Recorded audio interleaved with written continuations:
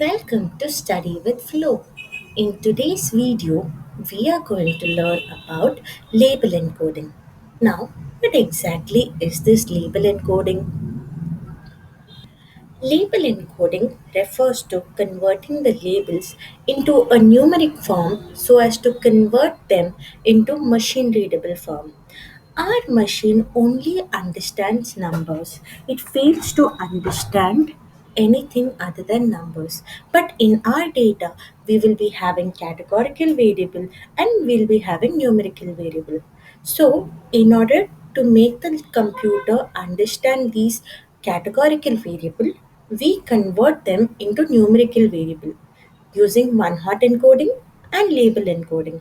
In my previous video, I have explained one-hot encoding and the drawbacks of one-hot encoding. One of the drawbacks of one-hot encoding is that it increases the dimensionality of the data. That is, it increases the number of columns in your data, which is not a good sign. Hence, to overcome that, we have something known as label encoding.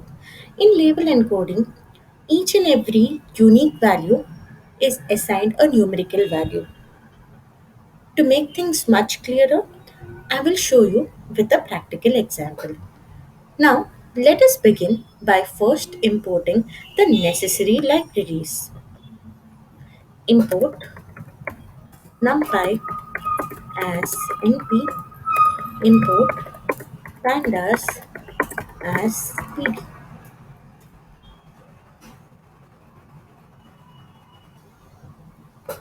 pd df is equals to pd dot read underscore csv, and let us paste our path and the file over here. So over here, I have taken the cars dataset which I have used for missing values, outliers, and one-hot encoding. So you have both your categorical variables and you have your numerical variables. Now